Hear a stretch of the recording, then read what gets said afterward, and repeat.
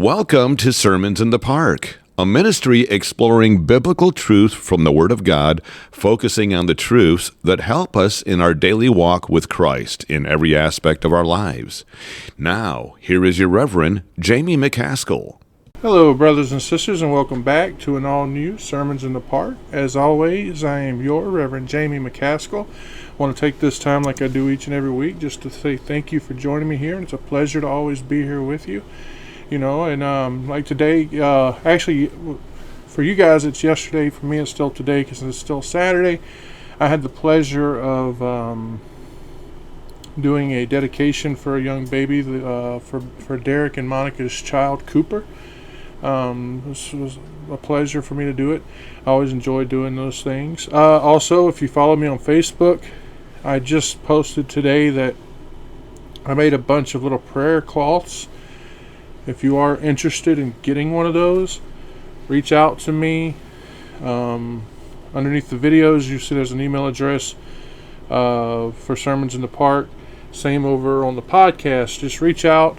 It's better if you're on Facebook. You can actually message me there. I get those faster, so if that's something you're interested in getting, just reach out and let me know. For those of you who do not know what a prayer cloth is, it's just a little small piece of cloth that that a minister will anoint with oil and pray while holding. It's just something to have with you to let you know somebody is there praying for you and with you. Great to always have. Growing up in the Pentecost, my grandmother McCaskill was a Pentecostal, and they would give those to people who were hospitalized or just sick, and it was just a way of just something physical to know people are praying for you. 1 second. Okay, sorry. So yeah, if you're interested in having one of those, just reach out. They're free. I don't, as part of my ministry, I do not charge for anything. I do not refuse donations for anything, though. But again, those are free. So now, let's do like we always do. I'll begin by bowing our heads and thank our Heavenly Father for all the gifts He's given us. The gift of life, the gift of breath, the gift of food, air, water, all the wonderful things that we enjoy, our families. Even the fact you have a mother and father, those are gifts from God. You were a gift to your parents when you were born. If you have children, that is a gift. Everything. The fact you were able to put your feet on the floor this morning and climb out of bed. There are people who cannot even do that. Those are gifts from God. So, Heavenly Father, we come to you today with a heart full of gratitude. We thank you. We thank you for everything that you've done for us, for the food that we were able to consume, the drink that we were able to drink, all that was to nourish our body. They were all gifts from you. We thank you for our families. We thank you for the energy to get out of bed. If we work today, for the energy to go to work. It's all because you give us that. And we're so thankful.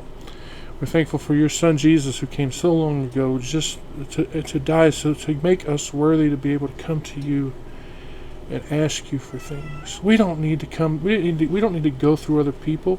We don't need to go through other things, because your Son Jesus gave us direct access to you, and we're able to talk to you like I am now, and able to say thank you and ask you for things that we need. For there are sick people out there, Father, and I'm asking you now to reach your hand down and touch them and relieve them of the pain or the illness that they're experiencing.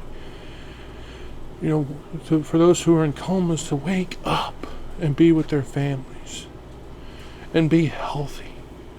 That's what I'm asking you now, Father. I'm asking you for all these people who are ill, because there are so many I don't know. There are people who are experiencing. They're mourning for their lost loved ones, and I'm asking for comfort for. And I'm asking all these things in the name of your Son, Jesus. And I'm thanking you, Father. I'm thanking you now. Because I know you're working your way. Because your will be done. As it is in heaven. And just say thank you, Father. In the name of your Son, Jesus Christ. Amen. So, heads up, this will be a long one. Because we're in one of the longer chapters of Genesis. So yes, this chapter will be divided into 2 parts. We've done it before. Sometimes haven't we? We've done them in 3 parts. But if you're new here, I'm going to ask you right now to hit pause on this video. Go back, find the first chapter, find that introduction video that for Genesis, and that way you can work your way back to where you are here, and that way you'll understand where we're at. If you don't want to do that, that's fine. I understand. But that is an option for you. But what we do is we take a book of the Bible and we break it down chapter by chapter, verse by verse. It's what some ministers call an expository. It's what we do. We exposit the information verse by verse. So now, if you're not new and you've been following along, you know last week we read about that butler and that baker, didn't we? And we ended where the butler, he's back in his place of honor. He's now the head cupbearer of Pharaoh again. And the baker, well, he didn't get that, did he? No. We saw the cupbearer, right? Was so grateful that he made a promise to Joseph. He promised that when he got back to his place of honor, he would speak to Pharaoh for Joseph. But we read that he forgot. He forgot his promise to speak to Pharaoh. Now, this week we're starting off right at the end of that 2-year period where Joseph has been in jail for 2 years. So, because this chapter is so long, let's not waste any more time. Let's go ahead and turn to Genesis chapter 41. We're going to read the entire chapter, verse 1, all the way to verse 57.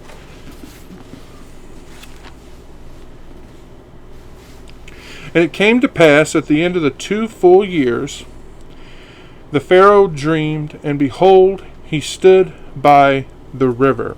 And behold, there came out of the river 7 well-favored kine and fat-fleshed, and they fed in a meadow. And behold, 7 other kine came up after them out of the river, ill-favored and lean-fleshed, and stood by the other kine upon the brink of the river. And the ill-favored and lean-fleshed kine did eat up the 7 well-favored and fat kine. So Pharaoh awoke. Keep that in mind. And he slept and dreamed the second time. And behold, 7 ears of corn came up upon one stalk, rank and gold. And behold, 7 thin ears, and blasted with the east wind, sprung up after them. And the 7 thin ears devoured the 7 rank and full ears. And Pharaoh awoke again. Behold, it was a dream. And it came to pass in the morning that his spirit was troubled. And he sent and called for all the magicians of Egypt, and all the wise men thereof. And Pharaoh told them his dream, but there was none that could interpret them unto Pharaoh. Then spake the chief butler unto Pharaoh, saying, I do remember my faults this day. Pharaoh was wroth with his servant, and put me in ward in the captain of the guard's house. Behold me and the chief baker. And we dreamed a dream in one night, I and he. We dreamed each man according to the interpretations of his dream. And there was there with us a young man, an Hebrew, servant to the captain of the guard, and we told him. And he interpreted to us our dreams, to each man according to his dream he did interpret. And it came to pass, as he interpreted to us, so it was me he restored unto mine office, and him he hanged. Then Pharaoh sent and called Joseph, And they brought him hastily out of the dungeon, and he shaved himself, and changed his raiment, and came in unto Pharaoh. And Pharaoh said unto Joseph, I have dreamed a dream, and there is none that can interpret it. And I have heard say of thee, that thou canst understand a dream to interpret it. And Joseph answered Pharaoh, saying, It is not in me. God shall give Pharaoh an answer of peace. And Pharaoh said unto Joseph, In my dreams, behold, I stood upon the bank of the river, and behold, there came up out of the river 7 kine, fat-fleshed and well-favored, and they fed in a meadow. And behold, 7 other kine came up after them, poor and very ill-favored, and lean-fleshed, such as I never saw in all the land of Egypt for badness. And the lean and ill-favored kine did eat up the first 7 fat kine, and when they had eaten them up, I looked up for a minute.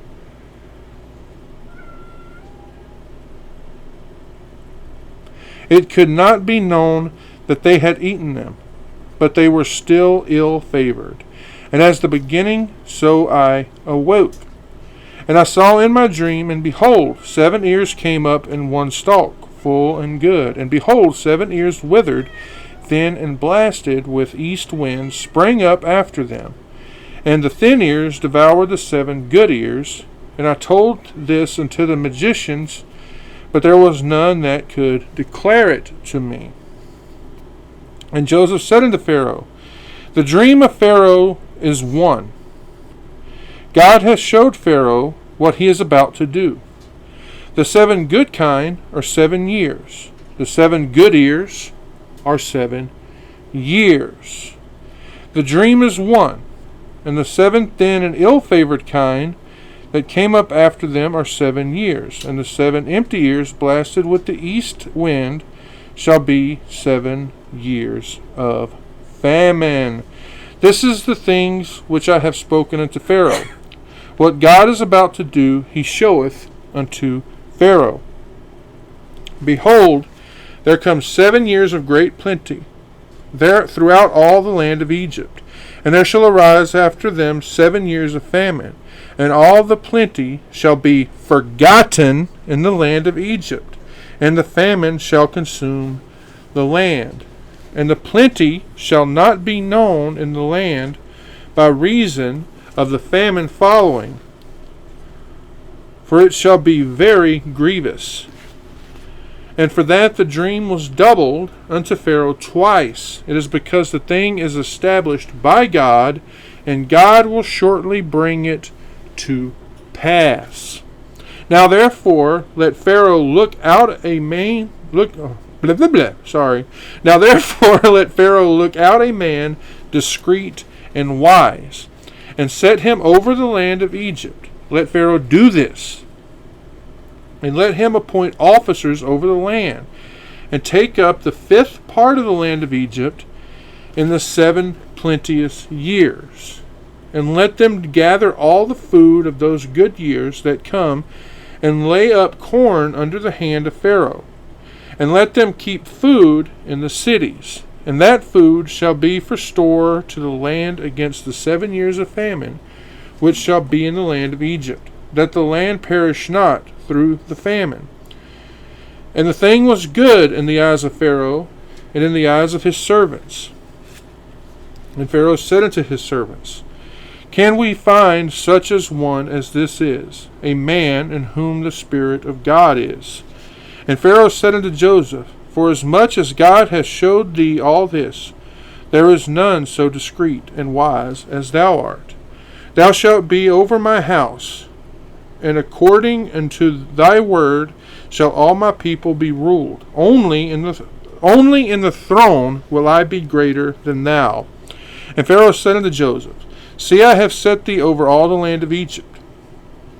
And Pharaoh took off his ring from his hand, and put it upon Joseph's hand, and arrayed him in vestures of fine linen, and put a gold chain around his neck. And he made him to ride in the 2nd chariot which he had, and they cried before him, Bow the knee. and he made him ruler over all the land of Egypt. And Pharaoh said unto Joseph, I am Pharaoh, and without thee shall no man lift up his hand or foot in all the land of Egypt. And Pharaoh called Joseph's name Ziphneth-Paneah, and he gave him the wife Asenath, the daughter of Potipharah, priest of On. And Joseph went out over all the land of Egypt. And Joseph was 30 years old when he stood before Pharaoh, king of Egypt. And Joseph went out from the presence of Pharaoh, and went throughout all the land of Egypt. And in the 7 plenteous years the earth brought forth by handfuls. And he gathered up all the food of the 7 years which were in the land of Egypt, and laid up the food of the cities, the food of the field, which was round about every city, laid he up in the same. And Joseph gathered corn as the sand of the sea, very much, until he left numbering, for it was without number. And unto Joseph were born 2 sons before the years of famine came, which Asenath the daughter of Potipharah, priest of On, bare unto him. And Joseph called the name of the firstborn Manasseh, for God said, He hath made me forget all my toil and all my father's house. And the name of the second called he Ephraim, for God hath caused me to be fruitful in the land of my affliction. And the 7 years of plenteous that was in the land of Egypt were ended, and the 7 years of dearth began, according as Joseph had said. And the dearth was in all the land, but in all the land of Egypt there was bread. And when all the land of Egypt was famished, the people cried to Pharaoh for bread. And Pharaoh said unto all the Egyptians, Go unto Joseph. What he saith to you, do. And the famine was over all the face of the earth. And Joseph opened all the storehouses, and sold unto the Egyptians. And the famine waxed sore in the land of Egypt. And all countries came into Egypt to Joseph for to buy corn, because that the famine was so sore in all the lands. So, after we read, we go back to the first verse, and we reread it, and then we break it down. So, verse 1 says, And it came to pass at the end of 2 full years, that Pharaoh dreamed, and behold, he stood by the river. So it says, and it came to pass at the end of 2 full years. Now, Aben Ezra, what does he say? What he says I actually agree with here, and that it is not very clear when these 2 years started, right? It could have been when Joseph was put in jail, right? Or it could have been when that butler was released, the cupbearer.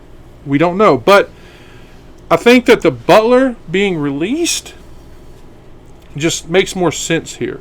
And it also connects these 2 chapters better, because the verse then says this, that Pharaoh dreamed, and behold, he stood by the river.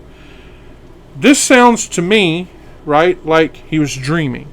And in this dream, he was standing beside the Nile. Or it could have been some other canal or waterway. One that was, of course, attached to the river. I say it was the Nile, right? Because that's, of course, the river that dominated the Egyptians' life, right? Verse 2. And behold, there came up out of the river 7 well-favored kine, and fat-fleshed, and they fed in a meadow. It says, and behold, there came up out of the river 7 well-favored kine, and fat-fleshed. This would be, of course, 7 cows. Any movie you watch always depicts as cows, because that's what it's talking about. And they seem to be very sleek, very fat, very plump, if you will. They're pleasant to Pharaoh's sight, because a fat, plump cow is a good thing. These, we can assume, were in his dream, because what do? They come out of the river, right? And and they were fed with fruits of the earth, which the flooding of the Nile and the canals actually produced. The verse then says this. It says, and they fed in a meadow. These meadows that we're speaking of here, they're of course beside the Nile, which is where good pasture would be in Egypt. That tells us why they are in such good prime, and why they're so plump and fat. Verse 3. And behold, 7 other kind came up out of the river, ill-favored and lean-fleshed, and stood by the other kind upon the brink of the river. So this is continuing after that last verse, right? And behold, 7 other kind, not the first ones, but a different kind, they came up after them out of the river, ill-favored and lean-fleshed. This means that they're thin, right? They look like they're sick. They're haggard looking. You can literally see, if you work in a farm like I did. I grew up, I actually used to judge cattle in high school through the FFA. And sometimes the cow isn't really good and fed. You can literally see the bones through their skin. And that's what this is saying here. They're very, very skinny. They hardly have any fat on them at all. They look nasty, right? The verse then says, and stood by the other kind. So they were very close to them. Probably came out of the same spot, right? But them standing by these other cattle just would have made them look even worse, right? And it says, upon the brink of the river. Now, let's think about the Nile River here, because it hadn't overflowed, so there wouldn't have been any grass there. It was just dry, right? The only reason Egypt was so fruitful was because of the Nile River. When it overflowed, and you see, and when it didn't, there would have been a famine. And that's why both of these creatures came out of the Nile. Verse 4 says, I better not be Leo. And the ill-favored and lean-fleshed kind did eat up the 7 well-favored and fat kind. So Pharaoh awoke. So it says, and the ill-favored and lean-fleshed kind did eat up the 7 well-favored and fat kind. So in his dream, he watched, and this had been horrifying, as the one that looked sickly, while it ate the healthy one. And like I said, this had to be shocking to him, especially with cows. These are very tame animals, always have been. For a cow to turn and eat one of its own, that's very unusual, isn't it? The verse then says, so Pharaoh awoke, and I'm sure he just jumped right out of that dream, right? This would have been a nightmare. Have you been counting so far? Because this is the 5th dream that we've seen in the life of Joseph. And it was a very important moment in his life. And it's very sad to think Pharaoh's servant, he waited 2 whole years to tell Pharaoh about Joseph. In Egypt, the Egyptians literally worshipped the Nile River. And cows, they also worshipped cows. So when you keep that in mind, it's very easy to understand the reason why these are the things that Pharaoh dreamed about. Verse 5. And he slept and dreamed the 2nd time, and behold, 7 ears of corn came up upon one stalk, rank and gold. And he slept and dreamed the 2nd time. To me, when I look at this, it seems like, he woke up from that first dream, probably, caught his breath, tried to recover from that nightmare that he just had, and then he rolled back over and went back to sleep. And then he dreamed this dream that we're reading here the same night. And of course, it's a very similar thing as well. This verse is saying the exact same thing. We see, and behold, 7 ears of corn came up upon one stalk, rank, and gold. This is something that's actually very uncommon in Egypt. And according to Dr. Shaw, he says that in Barbary, which is as fruitful as Egypt, okay, sometimes one stalk of wheat, which we read here in the Bible called corn, because corn literally means the grain of the land. It's not maize like we call maize corn. Corn means the grain of the land. That one stalk can sometimes bear 2 ears of wheat, which, while each one of them will shoot out into a lesser one. So let's go to verse 6 here. And behold, 7 thin ears, and blasted with the east wind, sprung up after them. And behold, 7 thin ears, and blasted with the east wind. This right here is horrible. It's very fatal for wheat, because it'll dry up, it'll burn, right? It'll smite it, or as we read here, blast it. And this is wheat here, wheat in Egypt, which it would just be blown from the deserts of Arabia, sprung up after them, meaning after those 7 full ears, sprung up, they were in the same place as the other one, so it's kind of like how the baby teeth will push the adult teeth will push the baby teeth out. So it just kind of pushed it and blew it away. Or maybe it could mean, just near them. I don't know. But let's go on to verse 7. And the 7 thin ears devoured the 7 rank and full ears, and Pharaoh awoke, and behold, it was a dream. Again, remember, this is a dream that Pharaoh's having here. And it says, and the 7 thin ears devoured the 7 rank and full ears. This just sounds crazy, right? Imagine being the one to see it. The verse then says this, and Pharaoh awoke, and behold, it was a dream. Like I said, a dream. Not something that actually happened. No, this is a dream. And an odd dream at that. But it was still very significant. All right? I like how the dreams just kind of stayed with him. He thought about it all the time. It lived in his mind rent-free. So he knew there's something about these dreams. And he wanted to know, hey, what does this mean? The fact that he had the second dream made him know this is something severe. This isn't something to take lightly. And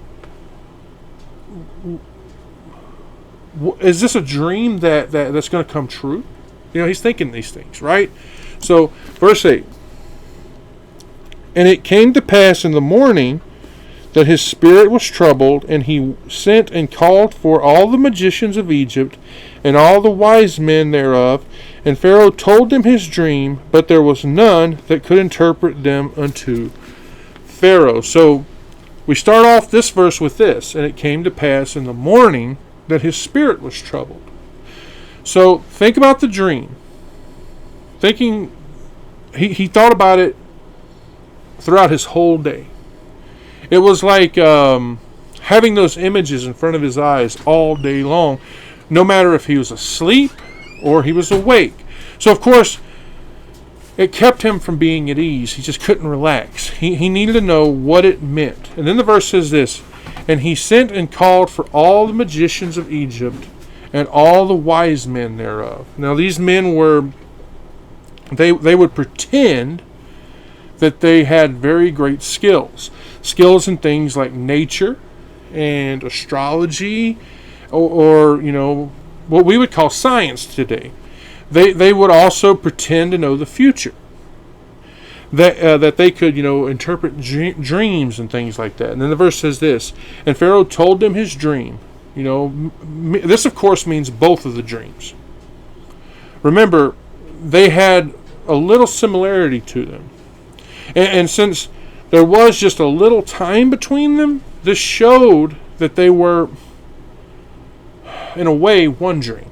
Okay, we know both of them were told when the verse says, "But there was none that could interpret them unto Pharaoh." They were surprised. They were confused. Right? Who wouldn't be? They did not know what to say. I mean, just look at the dreams.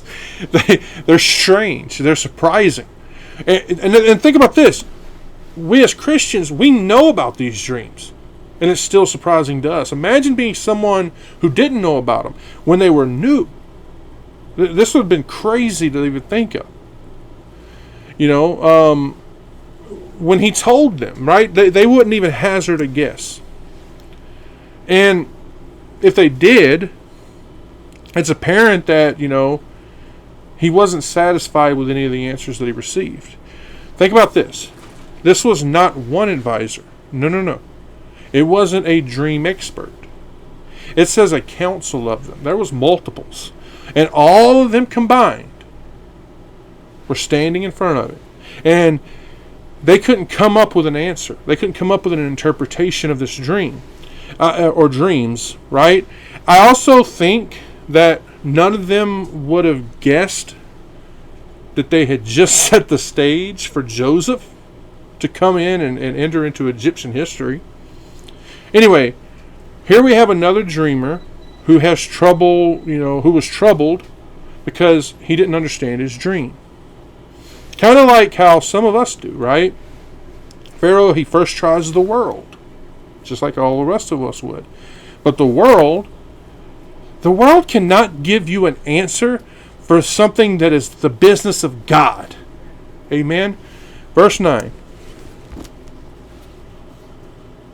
Then spake the chief butler unto Pharaoh, saying, I do remember my faults this day. I love that line right there.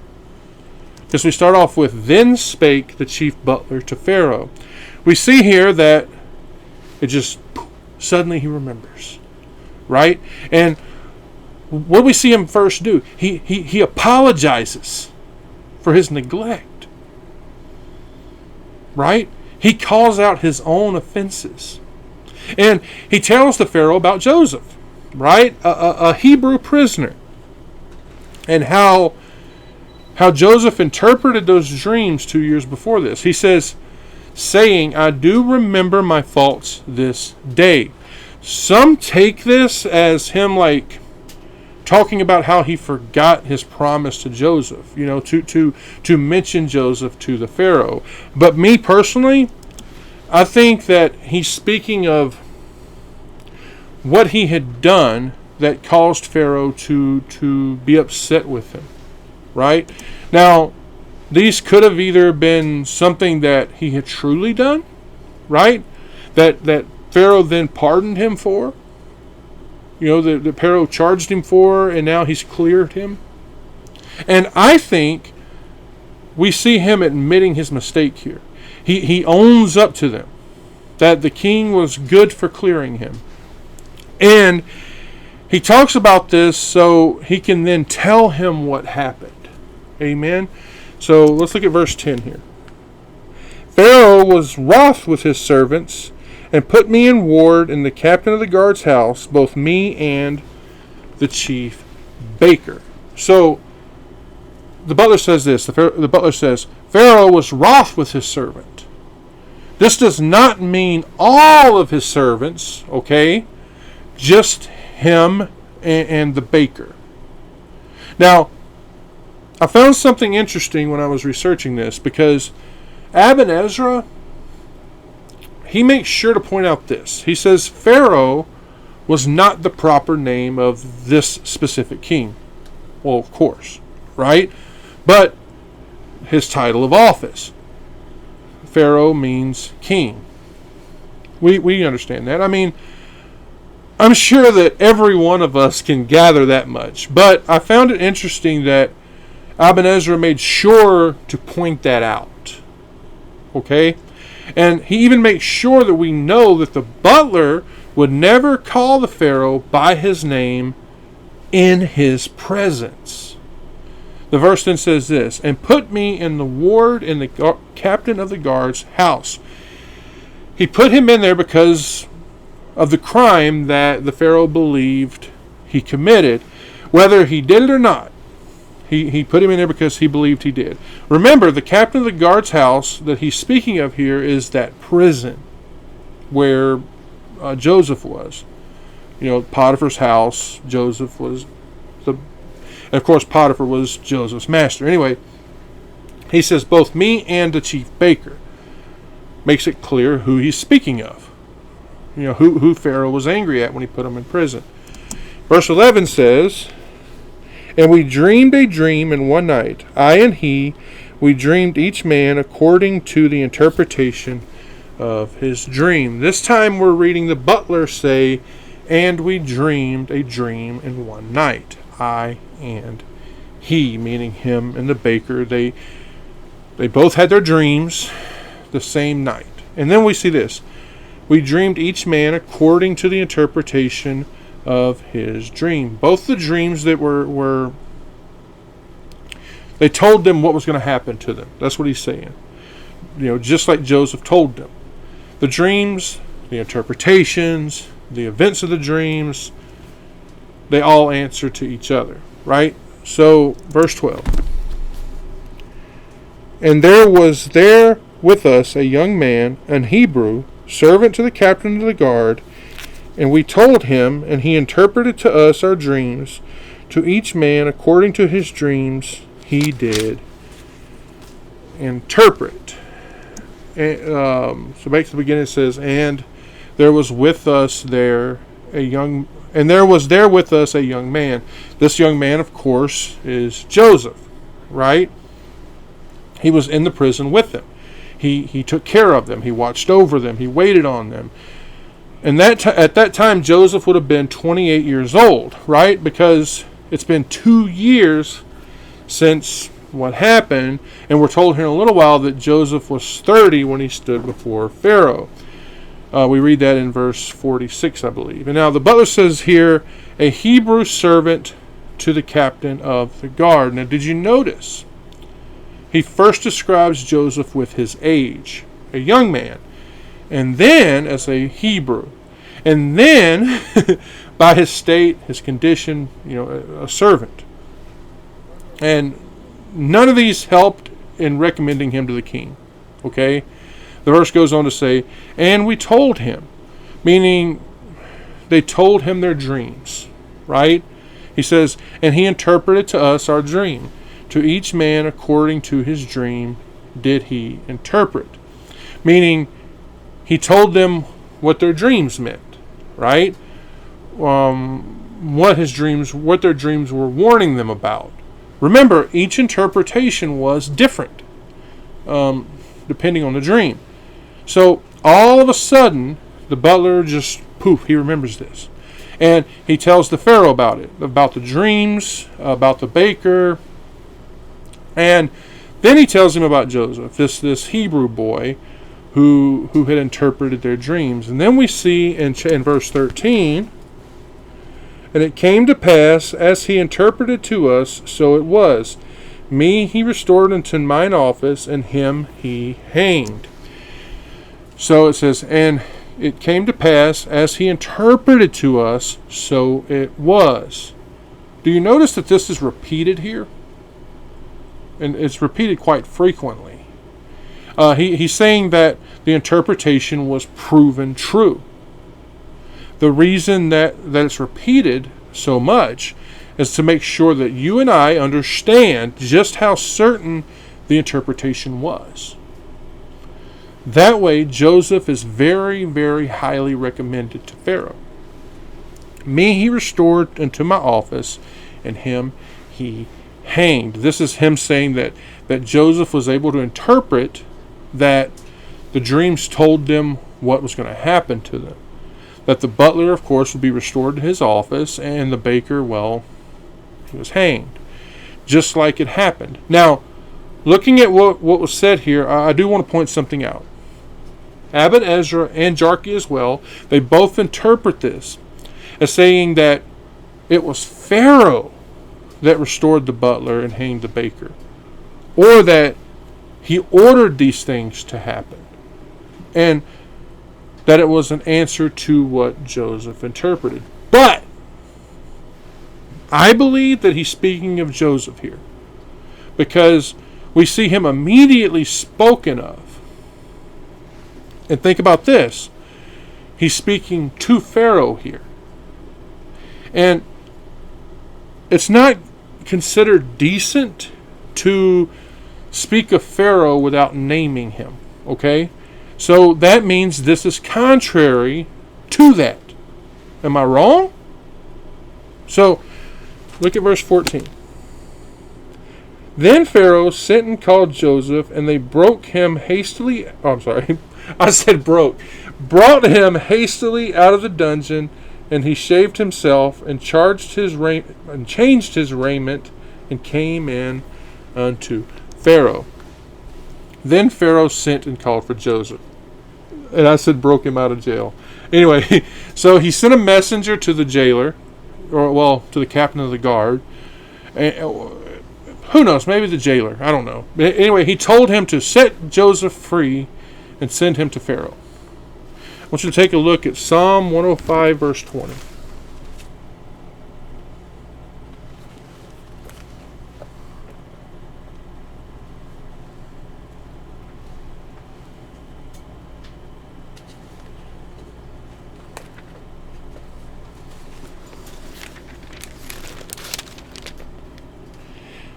Psalm 105 verse 20 says, "The king sent and loosed him, even the ruler of the people, and let him go free." So Pharaoh would have Joseph there with minimum delay, right? Have him there, clean shaven, and probably dressed as an Egyptian in the best clothes. The verse says, "And they brought him hastily out of the dungeon." Now, personally, I think this should say the prison house, right? And why do I say that? When we look at Jarkey says it was made like a ditch or a dungeon. This was probably the dungeon that Joseph was first brought to. But I doubt that he was there, because let's remember, he earned the respect of the keeper and other prisoners, and he was actually taking care of them. We see that they got him out of there quickly, right?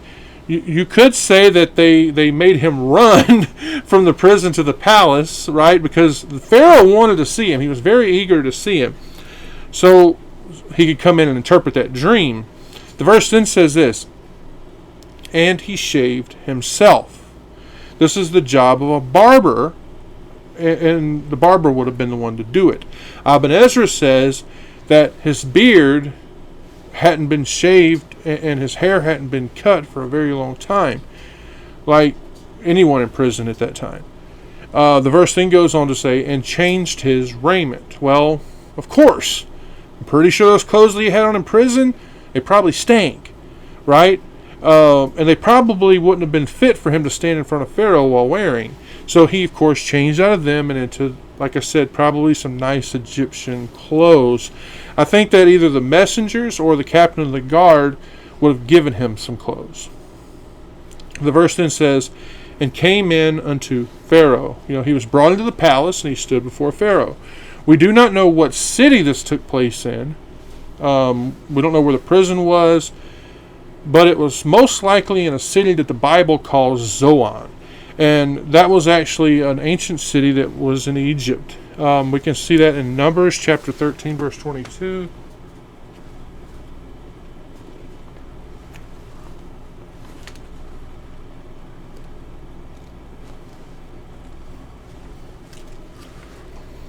"And they ascended by the south and came unto Hebron, where Ahiman, Shishai, and Talmai, the children of Anak, were. Now Hebron was built 7 years before Zoan in Egypt." And now we see God has accomplished what he wanted. God always makes sure that it happens.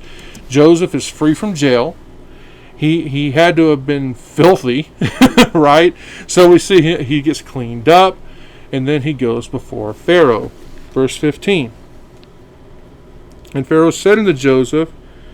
I have dreamed a dream, and there is none that can interpret it.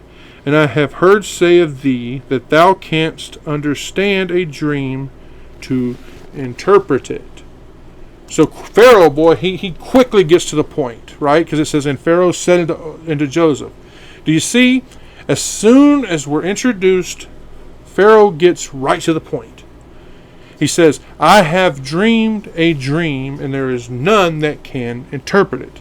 Well, no one he met so far. None of his magicians, none of his wise men, none of them can interpret it. The verse then says this, and I have heard say of thee that thou canst understand a dream to interpret it. The chief butler had reported that to him, right? That, when he was with Joseph, that Joseph had the knowledge and the understanding to interpret it. He told him what it meant. Now, let's look at verse 16. And Joseph answered Pharaoh, saying, it is not in me. God shall give Pharaoh an answer of peace. So Joseph, after listening to what Pharaoh says, he answers him. It is not in me. God shall answer. This is something that we can all learn from. He tells Pharaoh, I don't have that kind of skill or wisdom. None that will lead you to your answer. The answer comes from God. Like I said, Joseph is saying he doesn't have the ability. He doesn't have the power to interpret dreams. All he has is a gift of God. And it depends on God. And if God wants to reveal the answer, you'll get the answer. The verse says, God shall give Pharaoh an answer of peace. He tells him that God will give him the interpretation and the full content of it, setting his mind at ease, and will tend to the welfare of him in the kingdom. I saw where some believe that what we see is a prayer here, or a wish, that it should say, may God give Pharaoh, and so on and so forth. Like he's talking to God, wanting to give Pharaoh the interpretation that he wanted. But come on, guys. I think Joseph had a stronger faith in God, that God will do it. Because remember, Pharaoh is desperate. He needs the answer to this dream. And Joseph, he takes none of the credit for what he did. He makes sure that they understand that this is coming from God. I mean, he literally tells Pharaoh, God's going to give him peace. Verse 17 now.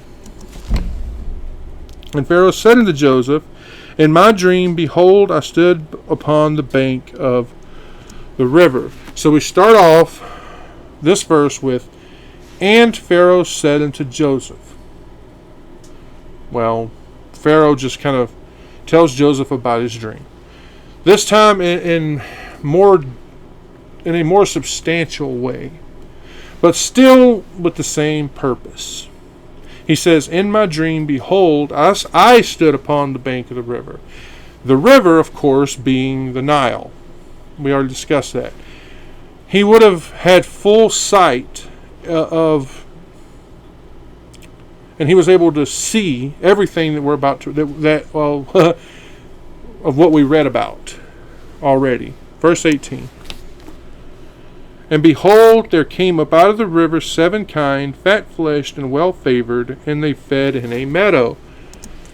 This one, I don't have a lot to say about this. But we're going to look at a part. It says, and behold, there came up out of the river 7 kine. Of course, talking about the cows, the heifers, right? This is the same word that we saw used way back in verse 2. And of course, the same place that we saw them eating. The same words are just transposed right here in verse 18. So let's look at verse 19. And behold, 7 other kine came up after them, poor and very ill-favored and lean-fleshed, such as I never saw in all the land of Egypt for badness. And behold, 7 other kind. We see some extra information that we didn't get earlier. Notice that these are not said to be ill-favored and lean-fleshed like we saw earlier. This just says poor, thin, puny, exhausted.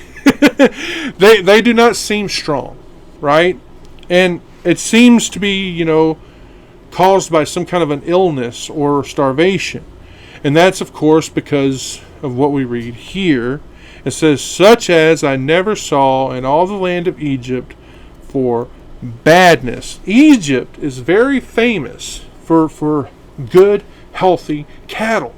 So even though something like this would have been seen in other countries, it would not have been seen in Egypt. And that's what Pharaoh's getting at here. Verse 20. And the lean and the ill-favored kind did eat up the first 7 fat kinds. So he continues on, right? He's continuing on with the same thing we read earlier, saying, and the lean and the ill-favored kind. This is, of course, speaking about the ones mentioned before. That's about all I've got to say about that. Let's go to verse 21. And when they had eaten them up, it could not be known that they had eaten them, but they were still ill-favored as at the beginning. So I awoke. Right? So the verse is saying, and when they had eaten them up. I saw where some translated this as were come into their bowels, meaning their insides, their bellies, right? They were swallowed or devoured. The verse says, it could not be known that they had eaten them. Like I said, they were in their bellies. But even though they eaten, they still were starving. Right? They hadn't gotten any fatter at all. So you see right here where it says, but they were still ill-favored as at the beginning. They still looked very thin and very meager, just like when they came out of that river.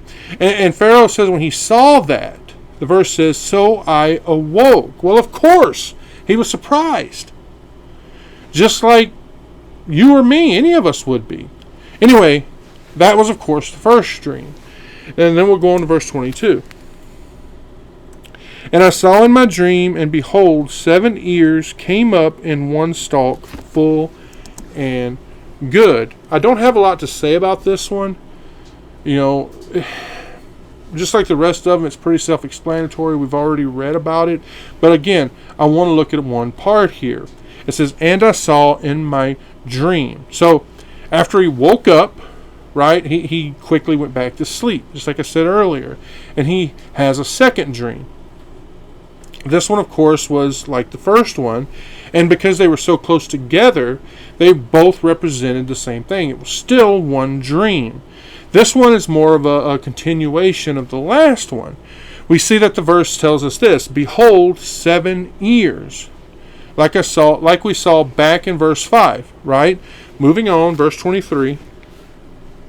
And behold, 7 ears withered, thin and blasted with the east wind, sprung up after them. This one starts off with, and behold, 7 ears withered. This time we see a different epitaph here. And especially about those bad ears. And it uses a word that we find absolutely nowhere else. And Ben Malik interprets it as this, small and little. According to how it was used in the Mishnah. Ibn Ezra says void or empty, meaning they didn't have any grain in them. Nothing but the husk or the chaff, if you will. And says that some render it as images. That's how it was used in the Arabic. And they could mean that these ears were just shadows or images, if you will, of ears of corn, of ears of wheat. They didn't have any substance to them. So my old buddy Jarkey, he says that the word, when you look at it in the Syriac, means a rock. and that it means that these ears were dry as a rock, that they had no moisture to them. They were just dry, burned up, blasted with the east wind. Verse 24. And the thin ears devoured the 7 good ears, and I told this unto the magicians, but there was none that could declare it to me. And the thin ears devoured the 7 good ears. Just like we read back in verse 7. And then we see, and I told this unto the magicians, meaning he told the magicians, just like we see him telling Joseph here. The verse then says, but there was none that could declare it unto me. None of them could tell him what this dream meant. Now, or even what it all signified. So we see that he goes into very great detail when he tells Joseph about the dream. And the magicians and the wise men of Egypt, they're of course worldly men. They cannot interpret a dream that was given to him by God. Joseph is his only hope. Verse 25. And Joseph said unto Pharaoh, the dream of Pharaoh is one. God hath showed Pharaoh what he is about to do. So we start off with, and Joseph said unto Pharaoh, the dream of Pharaoh is one. God hath showed Pharaoh what he's about to do. And this makes it very clear. Both of those dreams are one. They're the same message. Look what he told him. God hath showed. We see that the interpretations that Joseph gives keeps the focus right where it belongs. On God. On what God has determined for Egypt. Verse 26. The 7 good kine are 7 years, and the 7 good ears are 7 years. The dream is one. The 7 good kine are 7 years. So the 7 good kine are symbolic of 7 years.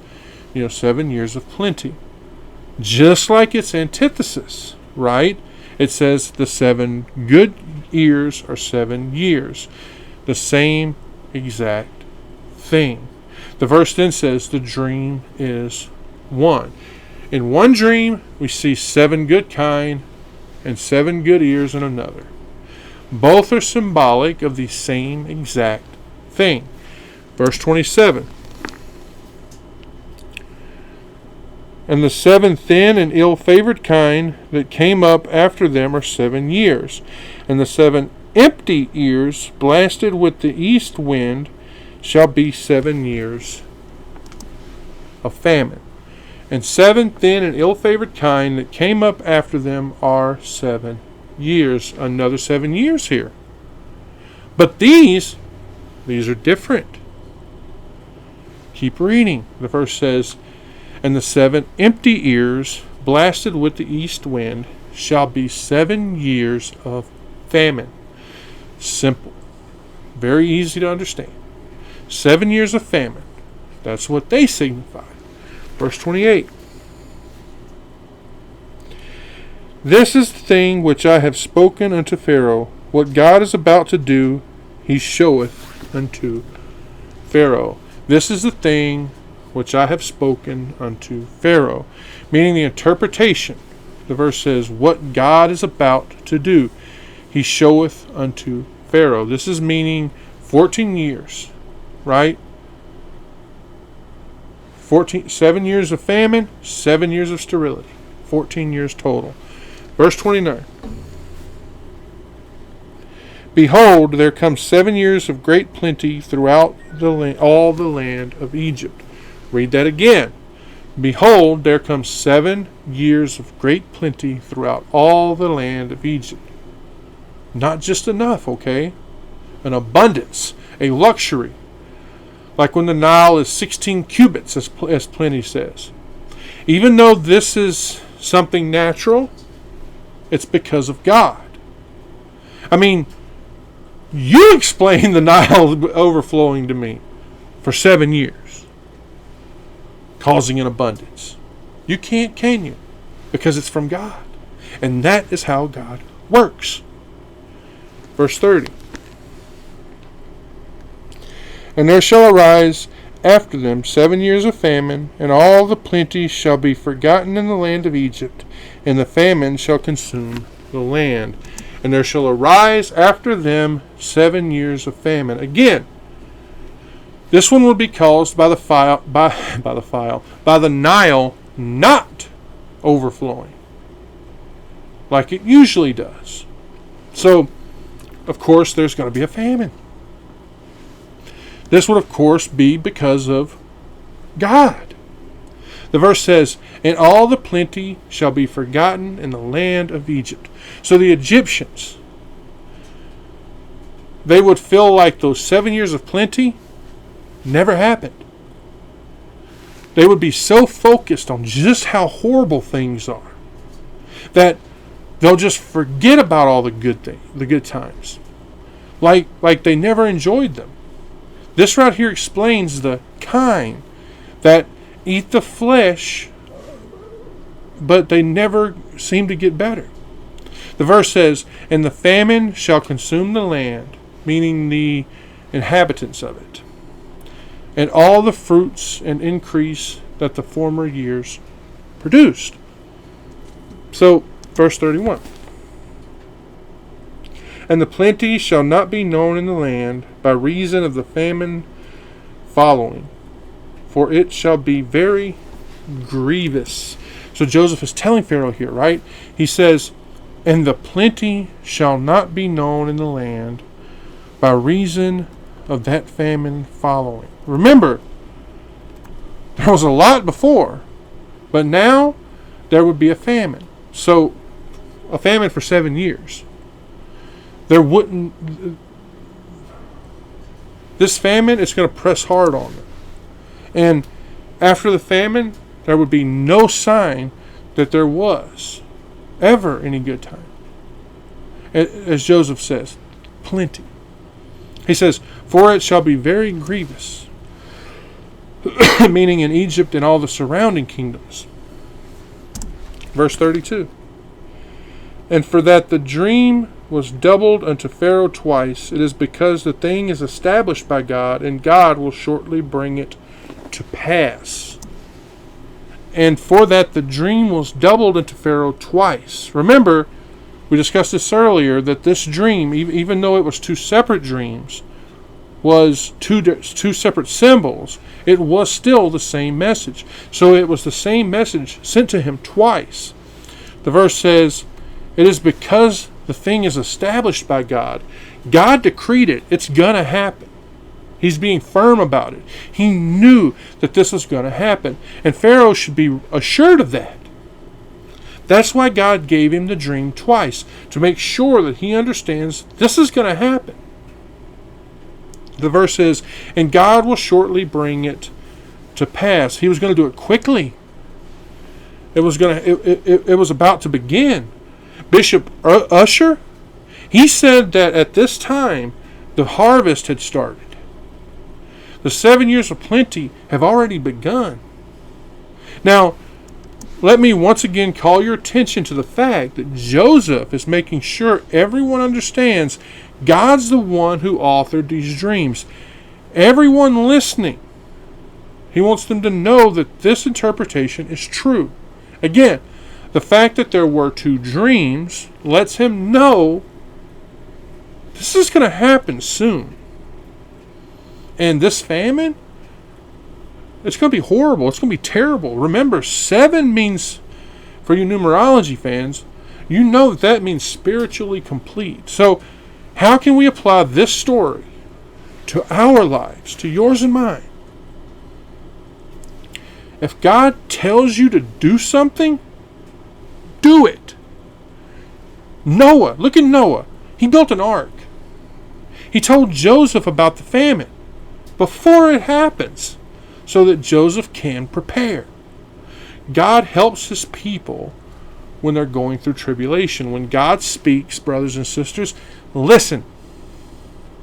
Follow the instructions that God gives you closely. There's always a way out of every problem that we face. Follow God's instructions. Do them exactly how he tells you. I don't care how silly it sounds to you at that moment. Think about Noah. I bet you there was not a cloud in the sky warning him of rain. But he still built that ark. And then when we look at Joseph here, God made a way. 7 years of famine are coming. 7 years of tribulation. Pay attention as we keep going on here, because we see that after he interprets the dream, he tells Pharaoh how to survive for these next 14 years. What we see was not something that would normally happen. We see a slave, Joseph, give the Pharaoh a long-term strategy on how he can store up for the country's future. He even includes advice on who should be the one in charge of the project. Don't get me wrong here. There had been a famine in Egypt before, but this time it's going to be horrible. It's going to be worse than ever before. And they needed to plan ahead. Verse 33. Now therefore let Pharaoh look out a man discreet and wise, and set him over the land of Egypt. Check that out. Check it out. Now therefore let Pharaoh look out a man discreet and wise. Do you see that? He's telling Pharaoh to look for someone. Look for someone who has good judgment. Someone who had shown himself to have good character. Who had the ability to do what Joseph suggests. When we look at Joseph here, see how modest he is? I find it highly unlikely that he's speaking of himself. Or even that he would have advised Pharaoh to choose him. Unless Pharaoh asked him himself. Now, we know that Pharaoh was very satisfied with the interpretation. Right? I'm sure that he thought Joseph was the right person. Pharaoh is considered the true father of Egypt every time. Just like how every king is considered the king of their country. And he was concerned with the good of Egypt. And he wanted to provide for them. The verse goes on to say, and set him over the land of Egypt. Now, Joseph does not mean someone to govern over the people in general, okay? Just someone to govern over what's going on, to take care of the provisions. Verse 34. Let Pharaoh do this, and let him appoint officers over the land, and take up the 5th part of the land of Egypt in the 7 plenteous years. So Joseph says, let Pharaoh do this, meaning appoint that person. He says, and let him appoint officers over the land. Now, what I'm about to say might get kind of confusing, but he's not saying for Pharaoh to appoint all these officers, but that the person Pharaoh appoints, let him govern, who to choose to appoint, right? You see, that person would have the power to choose these overseers who would work under him. Just like I put you in charge of a store, and then you pick your assistant managers and so on and so forth. That's how what he's talking about here, at his own discretion, right?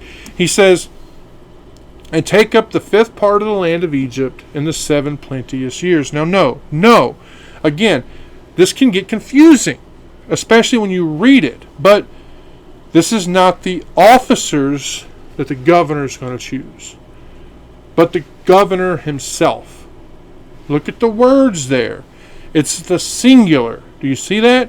This person who would operate in the name of Pharaoh, by Pharaoh's order, would take a 5th of the corn of Egypt during this 7 years of plenty, I want to make sure you know that this is not by force. He's not taking it by force. He's not robbing the people. Joseph would never advise that. Even though Pharaoh, if he wanted to, Pharaoh could do that. Right? But no. I think that they most likely bought it at a fair price. With a time of plenty like this, it would have been cheap to buy it. There's so much of it that give me a penny, right? As you know, Pharaoh also can afford it. Now, I bet you, you're wondering the same thing I was wondering. Why not take half of it? I mean, there was going to be 7 years of famine. And what I found for an answer is that besides this part that was taken, there was also a little small stock from years before. So there would be a lot left over from that 7 years. Men of substance would have put it away. They would have stored it up, just like Pharaoh did. Besides, a fifth could possibly be equal to the crop of a normal year, especially during this time of plenty, or close to it. Plus, during famines, people tend to eat less because they want to conserve what they've got. And this amount would go even further. That's not even looking at the fact that the land itself is barren. But in some places, especially close to the Nile, corn is produced. So a fifth might be sufficient for this 7 years of famine. And still, that would allow for distribution to other countries, as we see happen as we move forward. Verse 35. And let them gather all the food of those good years that come, and lay up corn under the hand of Pharaoh, and let them keep food in the cities. And look what it says. And let them gather all the food of those good years that come. And this is, of course, speaking about those officers, right? And to let them gather together that fifth that we just spoke of during that 7 years. The verse says, and lay up corn under the hand of Pharaoh, meaning that it would be his property. He would own it. And it could only be disposed of, or dispensed, if you will, when Pharaoh says so. Remember, he bought it. It was his. The Targum of Jonathan says it. And let them keep food in the cities. It would be kept in reserves, right? All throughout the land, so that it could be used during the famine. Verse 36. And that food shall be for store to the lands against the 7 years of famine, which shall be in the land of Egypt, that the land perish not throughout the famine. The verse starts off with, and that food shall be for store to the land, meaning it'd be kept in the cities so that they could bring it out when they were in need. Now, when we look at the Targum of Jonathan, it says, shall be hidden in a cave in the earth. And then we see this, against the 7 years of famine, which shall be in the land of Egypt. Like I said, they would use it to give it to the inhabitants, when they need it during that famine. They would, of course, everyone's going to know it's there. Everybody's going to know, hey, we have this food here. That's where we'll go get our food from. The verse says that the land perish not throughout the famine, meaning the people won't die, right? Just like the Targum says. And let's face it, without this storehouse, these people are going to die. Joseph's telling Pharaoh about the problem, and he's doing it ahead, when he's interpreting the dreams. It's almost pointless for you to tell someone about a problem unless you have a solution. We see Joseph tell Pharaoh about the coming 7-year tribulation, and he offers him an answer. I believe that God gave this idea to Joseph. Notice, Joseph, he's not asking Pharaoh for a job here. I want to make sure you understand that.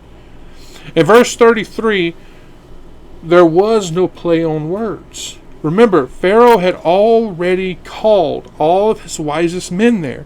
They did not have an answer. They were not smart enough to know that there was even a problem, right? We see Pharaoh take notice that Joseph has a good idea. If Pharaoh was smart enough to have his job, he was smart enough to know a good plan when he hears it. Next verse, verse 37. And the thing was good in the eyes of Pharaoh and in the eyes of his servants. Take a look at that. And the thing was good in the eyes of Pharaoh.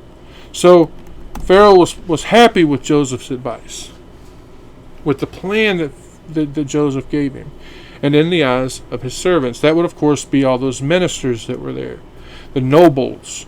It sounds like all of them probably applauded, right? They all agreed with the idea, and they felt that they need to put it in action. So they come to the question, right?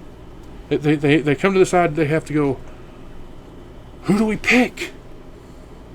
And look at the next few verses closely. When we read this, pay real close attention, because we see that to Pharaoh and his advisors, they felt that Joseph's the only person that could do the job. They see that he speaks with God. God gives him the insights.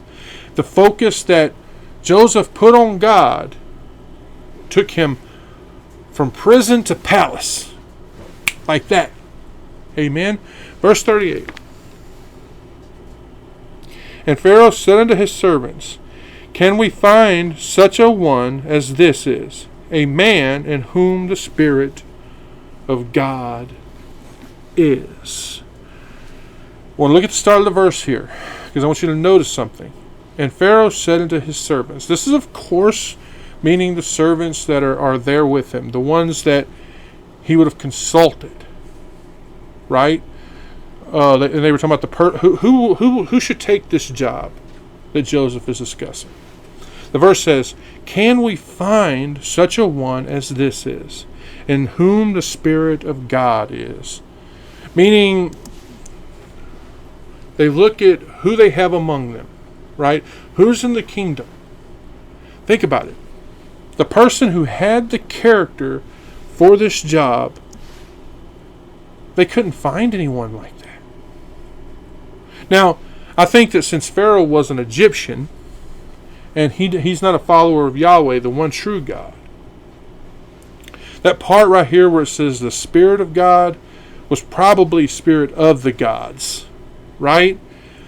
In fact, in the Targum of both Onkelos and Jonathan, they interpret it this way: the spirit of prophecy from the Lord.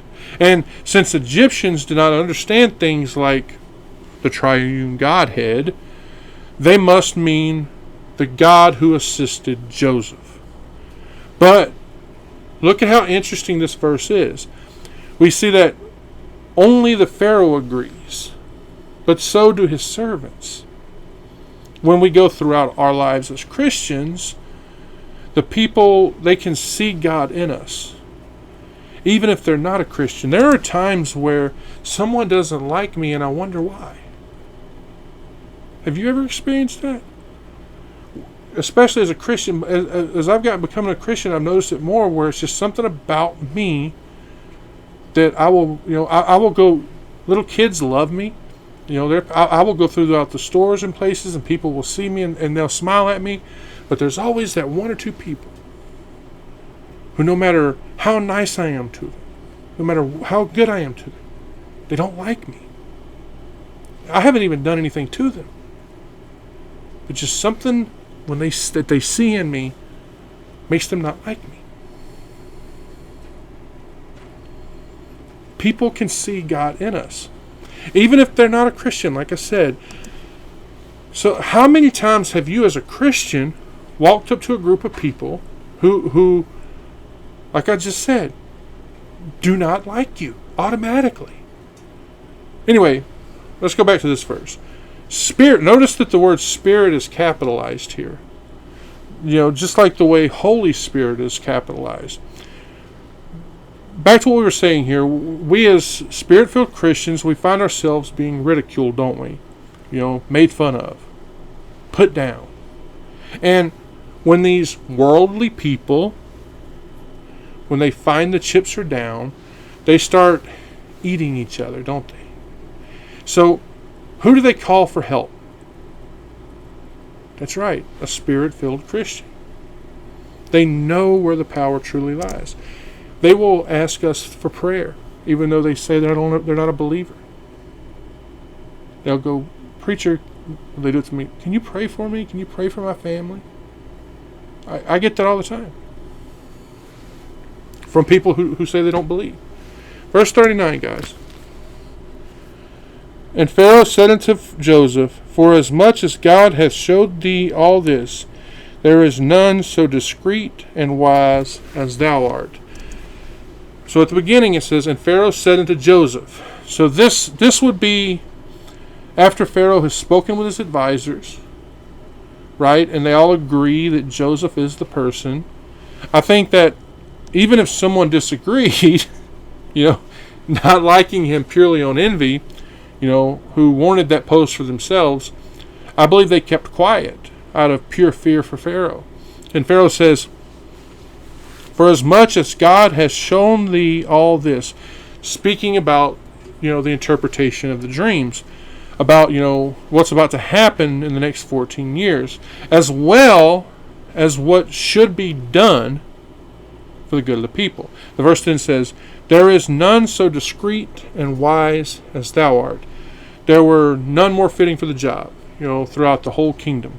Especially, with Joseph being divinely qualified for the job. Now, the heathen writer Justin, he wrote that Joseph had gotten this knowledge and experience from God alone. In the next two verses, we see that there are some questions as to the exact position that Joseph held in the court. There are some that believe he was just some important official who had some considerable power.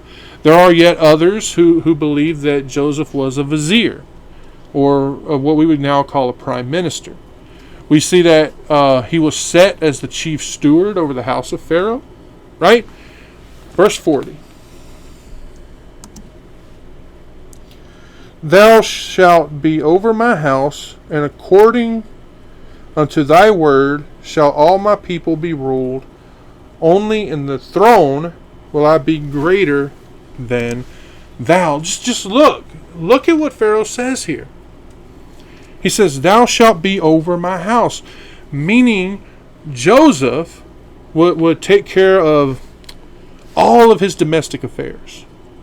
He would be the principal man of the palace and the court. The verse says, and according unto thy word shall all my people be ruled. Just look at that. This is not speaking about his family. No, this is the whole kingdom. Whatever Joseph said, whatever Joseph commanded, it was done. Or, as I saw one person, all my people will kiss, meaning his hand. When they saw him or they met him, when they would show him respect and veneration, which is a kiss was a sign of. Take a look at Psalm chapter 2, verse 12.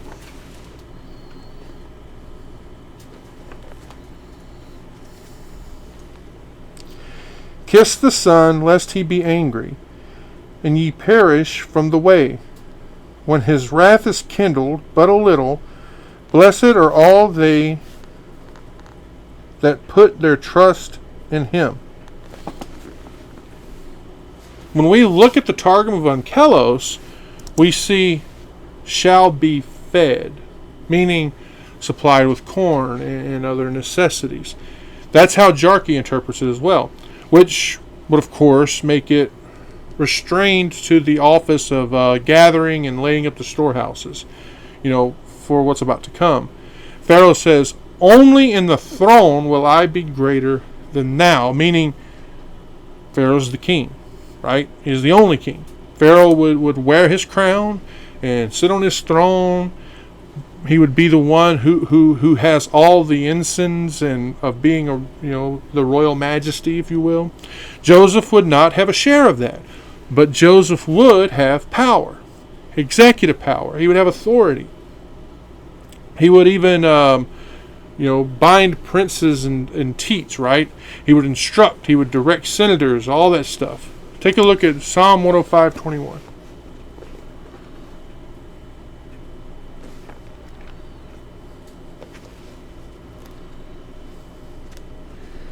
He made him lord of his house and ruler of all his substance. Right? Now, we're going to look. This is the last verse for today because we're going really long here. We're going to look at verse 41, which reads, And Pharaoh said unto Joseph, See, I have set thee over all the land of Egypt. We read, so what Pharaoh tells Joseph is, he says this, he says, set thee over all the land of Egypt. This jurisdiction is mentioned quite frequently. If you keep reading on verses 43 and 44, verse 46, verse 55, and then let's look at chapter 42, verse 6. Let's look at that real quick. And Joseph was the governor over the land, and he it was that sold to all the people in the land of the land. And Joseph's brethren came and bowed down themselves before him with their faces to the earth. And then chapter 45, verse 8. So now it was not you that sent me hither, but God, and he hath made me a father to Pharaoh, and lord of all his house, and a ruler throughout all the land of Egypt. So look at that. It tells us just how much power Joseph had. It was over, as the verse says, all the land of Egypt. Again, go look at verses 41, 43 and 44, verse 55. Again, verses chapter 42, verse 6, chapter 45, verse 8. The only person who had more power than Joseph was Pharaoh. Like how we saw in the last verse. Okay? And if we look throughout Egyptian history, we see that there was other people from Asia that had similar power in Egypt. Around the 2nd millennium BC. What we've read so far is that God, he's raised Pharaoh, he's raised Joseph up. Joseph was in prison, and now he's the number 2 man in the whole country. Throughout all of Egypt, Joseph is number 2. And why does Pharaoh do this? Because Pharaoh notices that God is the one directing Joseph. It's amazing, isn't it? Just when you honestly think about it, God can bring you up from out of any bad place you're in and put you at a higher level. There was one minister I was listening to one time, and he was talking about a lady that he ministered to who had a job, and she was there for many years. She kept working there, even though she wasn't getting any pay raises or anything like that. And she just felt that her boss didn't like her. But she prayed for her boss nightly.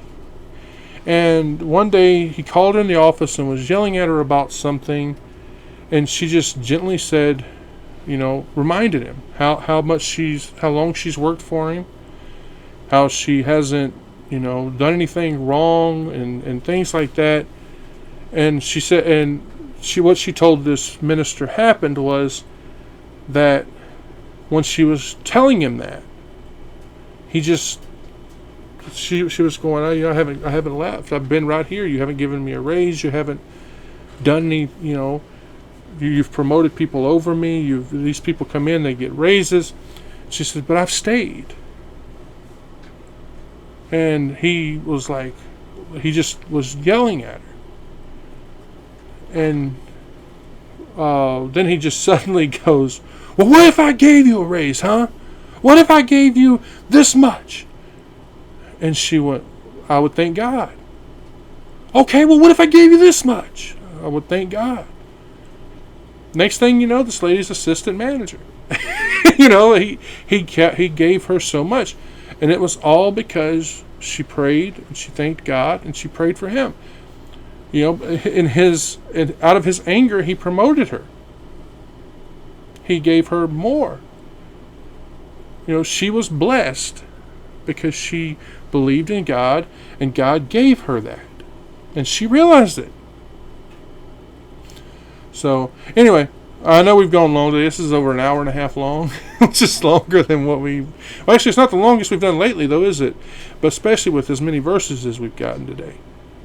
So, I want to thank you all for joining me here. I pray the Lord continues to bless and keep each and every one of you. And guys, if you need me for anything, don't be afraid to ask. If you want to get together and have breakfast, or you want to just talk, or you need prayer, if you want one of those, I'll remind you again, if you want one of those prayer cloths, message me. I'll be glad to get you one. So thank you all. Pray the Lord continues to bless and keep you all. I'll see you all soon. God bless you, and I love you.